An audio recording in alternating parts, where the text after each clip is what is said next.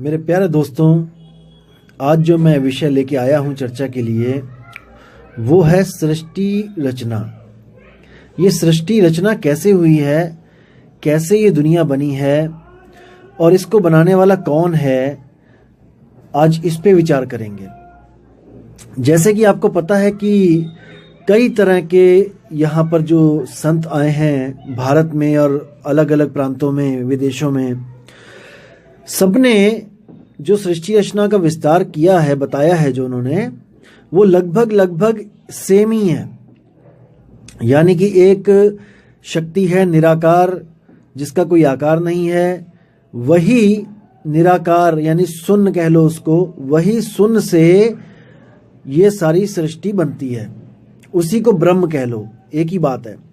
वही निराकार, वही ब्रह्म, वही शून्य, वही मन, चारों नाम अलग अलग हैं लेकिन वस्तु एक ही है। उसी से ये सृष्टि बनती है, उसी से ही बाकी तत्व बनते हैं, उसी से ही हर शरीर बनता है और आपको ये जड़वत जो शरीर, जो जगत है, वो दिखाई देता है उसी एक से। जैसे मैदे से ही समोसे भी बनते हैं, मटरी भी बनती है और भी कई पकवान बनते हैं, लेकिन वो मैदा एक ही होता है। उसके कण कण मिलकर अलग अलग शेप ले लेते हैं और हम हर चीज का अलग नाम रख देते हैं, लेकिन असल में वो मैदा ही होता है।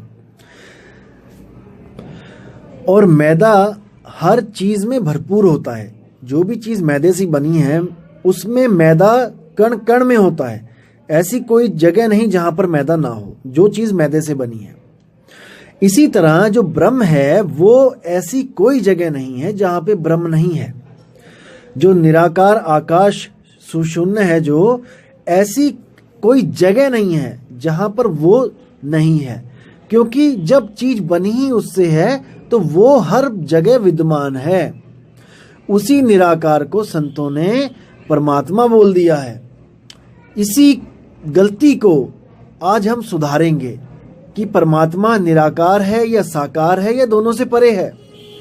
इन्हीं चीजों को आज हम क्लियर करेंगे। तो दोस्तों, सबसे पहले मैं ये बता दूं कि इस पूरे ब्रह्मांड में 4 तरह के गुरु होते हैं जो सृष्टि रचना पे अपना प्रकाश डालते हैं।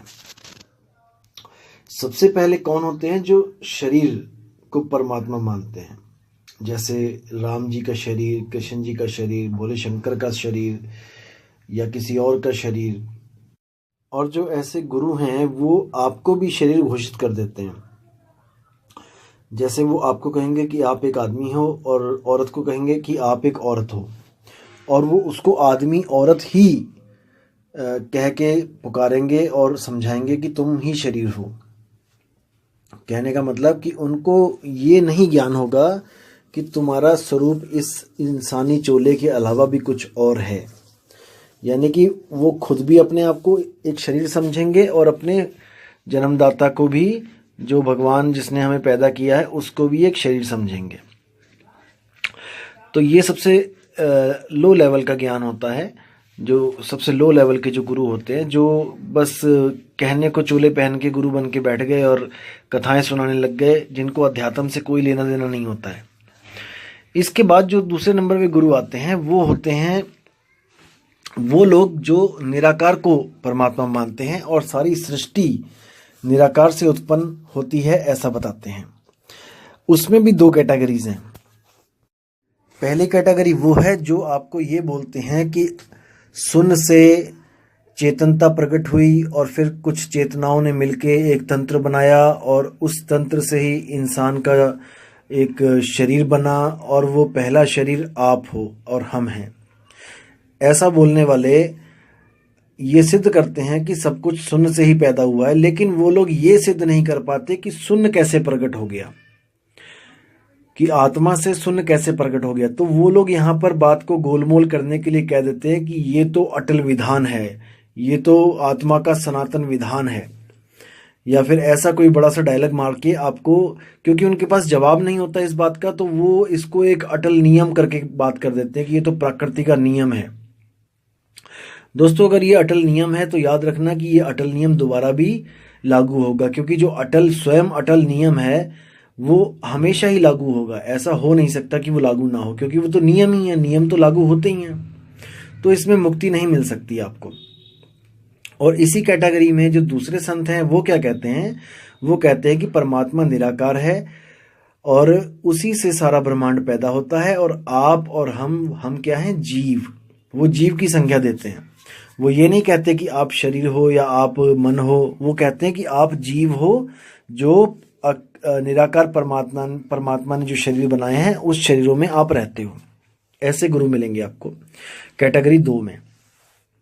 जो तीसरे नंबर के गुरु होते हैं इन दोनों के अलावा, वो कौन होते हैं, वो ये कहते हैं कि ये जो जीव है, जो ये भी अविनाशी है, ये भी अनादि है, और जो ये दुनिया है ये भी अनादि है। ना तो जीव को किसी ने बनाया और ना ही दुनिया को किसी ने बनाया, ये दोनों ही शुरू से थे। ऐसे लोग आपको मिलेंगे, कबीर पंथ में मिल जाएंगे, स्पेशली पारक सिद्धांत वाले। वो लोग ये नहीं मानते कि इन शरीरों को किसी ने बनाया है, इस धरती आसमान को किसी ने बनाया है। वो कहते हैं ये अनादि है, ये शुरू से ही था। तो तीसरे टाइप के ये संत होते हैं। जो चौथे टाइप के संत होते हैं उनको ये पता होता है कि आत्मा से ब्रह्म कैसे पैदा हो गया और कहाँ पे गलती हुई है, ब्रह्म से सृष्टि कैसे बनी है। उनको हर चीज पता होती है और वो हर गतिविधियों को जानते हैं कि कहाँ पर गलती हुई है, कहाँ पे ये सृष्टि बनी है। ये जो इस प्रकार के जो संत होते हैं वो परम संत होते हैं। उनको गलती का पता होता कि गलती कहाँ हुई है। जो अज्ञानी संत होते हैं वो इस गलती को अटल नियम बना के शो कर देते हैं कि ये तो अटल नियम था कि सृष्टि बने, कि इंसान का चोला बने, कि सूक्ष्म शरीर बने। क्योंकि वो अज्ञानी होते हैं, उनको नहीं पता होता कि असल में भेद क्या है, क्योंकि वो भी हमारी आपकी तरह ही इस दुनिया में आए हैं गर्भ में उल्टा लटक के। तो ये जो भूल की बात मैं बता रहा हूँ, जो अखंड नियम बोल के जो गुमराह कर देते हैं लोगों को, क्योंकि ज्ञान नहीं होता इसलिए।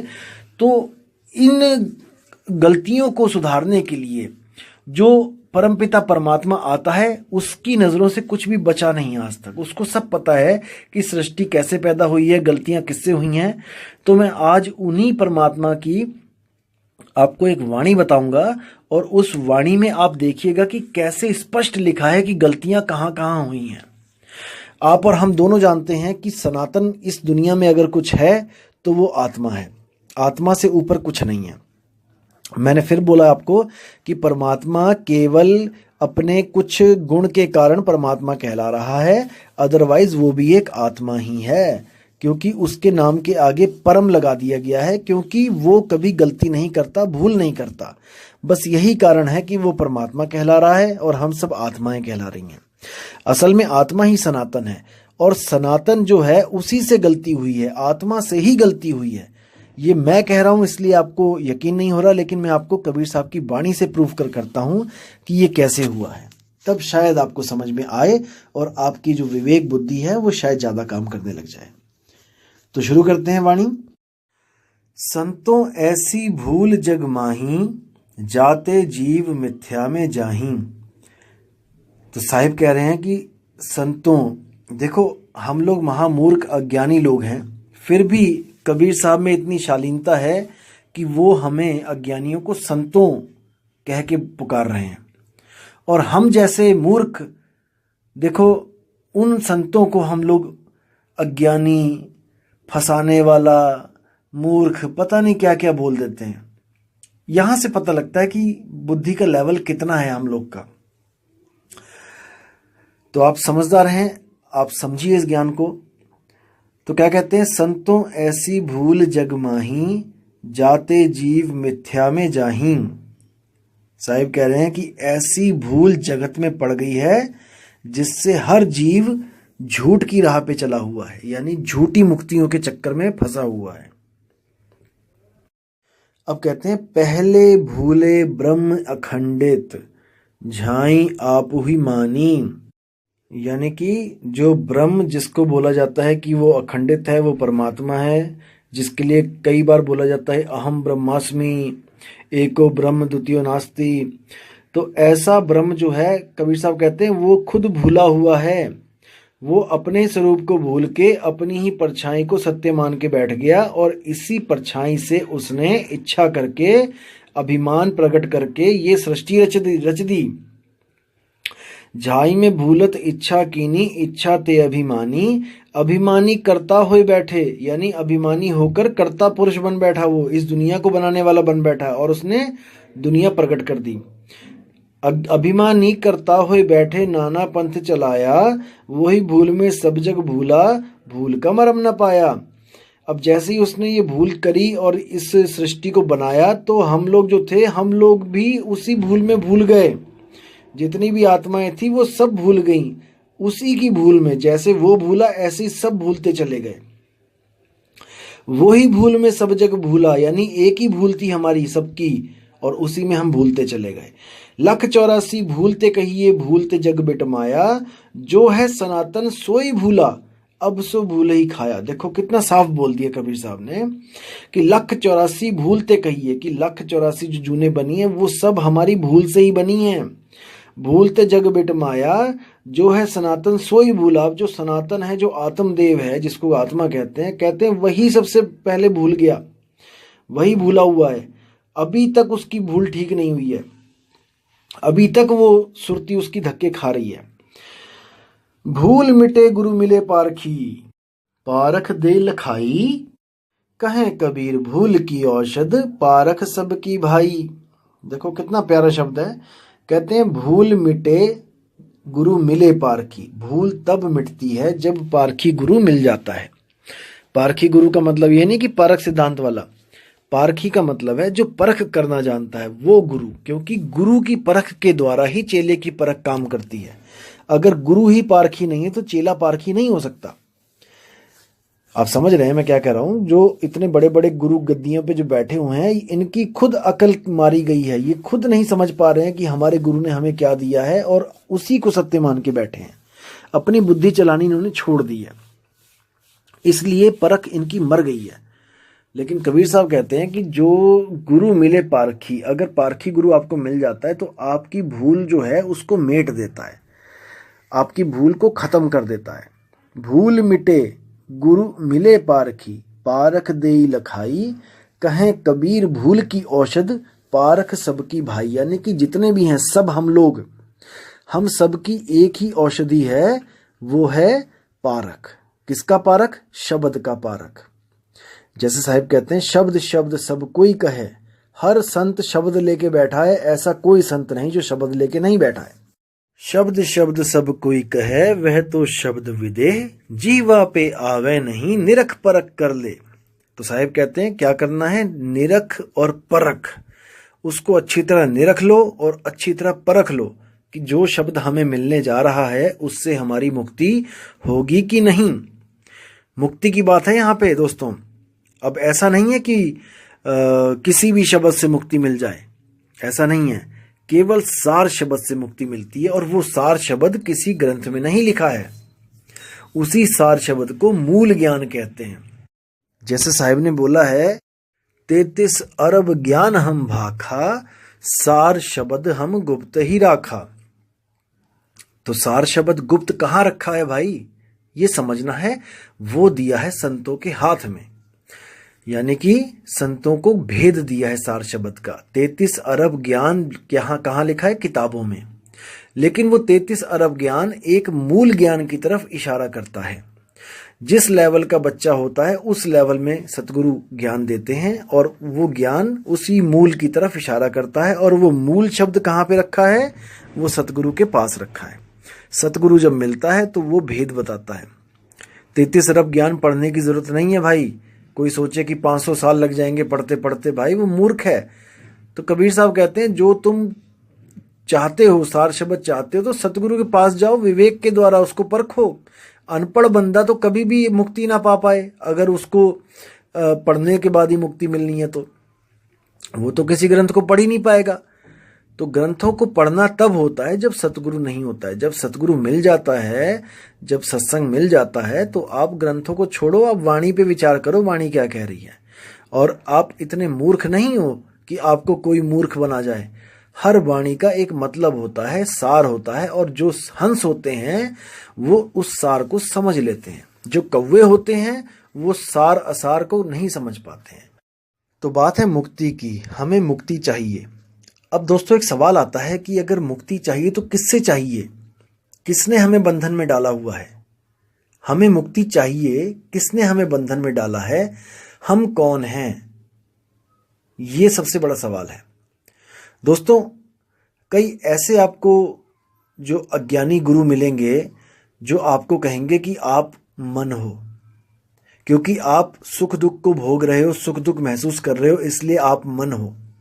दोस्तों, अभी उनको मन की परिभाषा तक नहीं पता है कि मन होता क्या है।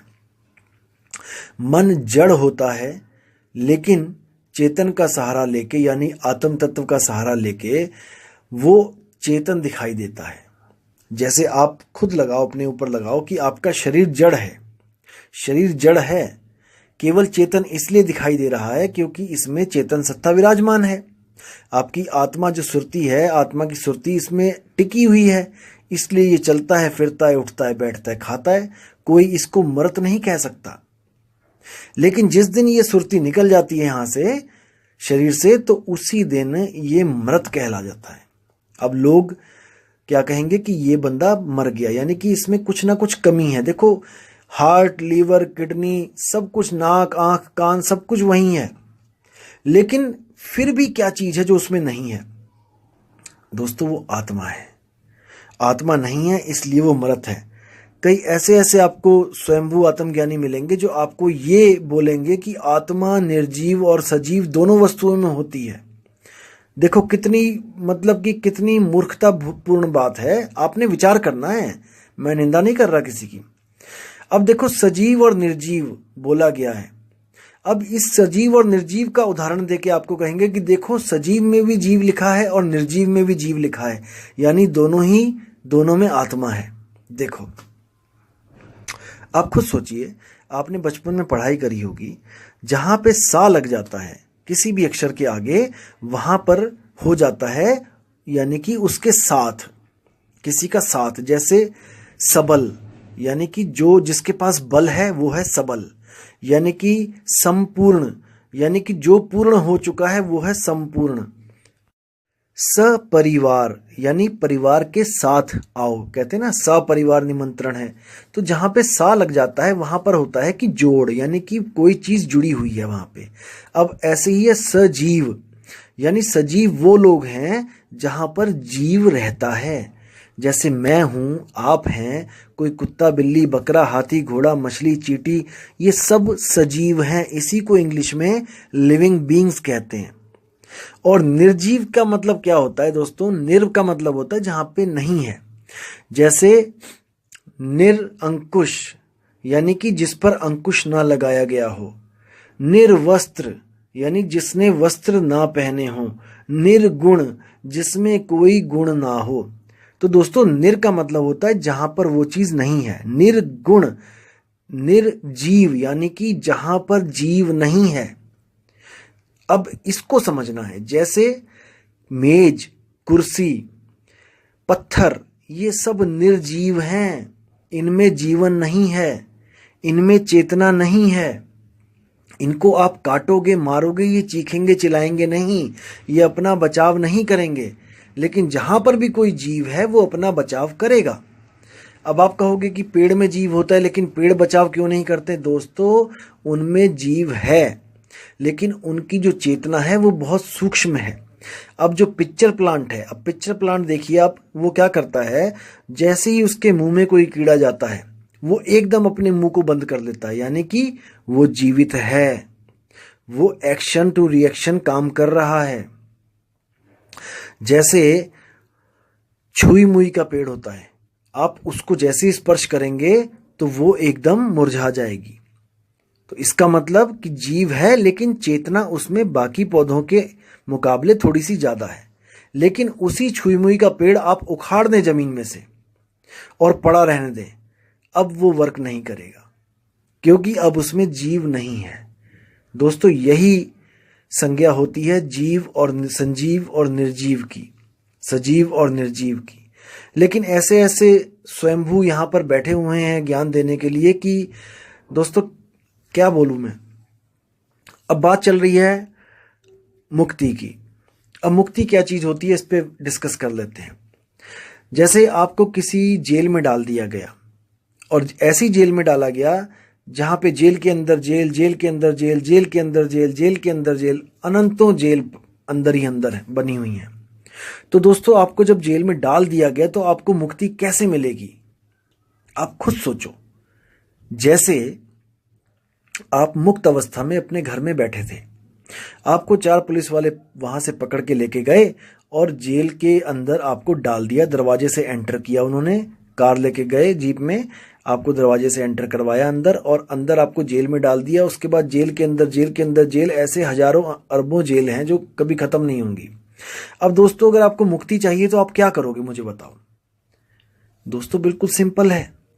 जिस दरवाजे से आप अंदर गए थे उसी दरवाजे से आप बाहर आ जाओ और जहां पर पहले थे वहां पहुंच जाओ, आपकी मुक्ति हो जाएगी। क्योंकि जेल बनने से पहले आप मुक्ति थे। जब जेल बनी है, कैदी तो तभी बने हो ना आप। अब जब जेल नहीं थी, जब मुक्ति थे। तो कई लोग आपको क्या बोलेंगे, ऐसे ऐसे ज्ञान देने वाले हैं कि हंसी भी आती है और दुख भी होता है कि दोस्तों ये कहां पथ भ्रष्ट हो गए हैं, कहां जा रहे हैं ये लोग। ये लोग आपको क्या कहेंगे, ऐसे ऐसे अज्ञानी बैठे हैं, ये कहेंगे कि आपको जेल के अंदर डाल दिया गया है और जेल के अंदर जेल है, जेल के अंदर जेल है, तो अगर आप मुक्त होना चाहते हो तो आप उसी जेल में मर जाओ। बताओ दोस्तों, मतलब आप अगर मुक्त होना चाहते हो कहीं से, तो यानी कि वहां पे मर जाओ आप, तो मुक्त कैसे हुए? नहीं दोस्तों, ऐसा नहीं है, ये बिल्कुल अज्ञान है। कबीर साहब मुक्ति के बारे में क्या बोलते हैं, आप बीजक की साखी उठा के देखिए। पहली साखी क्या कहती है, जहिया जन्म मुक्ता हता, तहिया हताना कोय, छठी तुम्हारी है जगह, तू कहां चला बिगोए। बिल्कुल साफ क्लियर कर दिया है इसमें कि जहिया जन्म मुक्ता हता, कि जब तुम जन्म मरण से मुक्त थे, तैया हताना कोय, वो अवस्था और कोई अवस्था के बराबर नहीं है, उसके अवस्था के बराबर और कोई अवस्था नहीं है।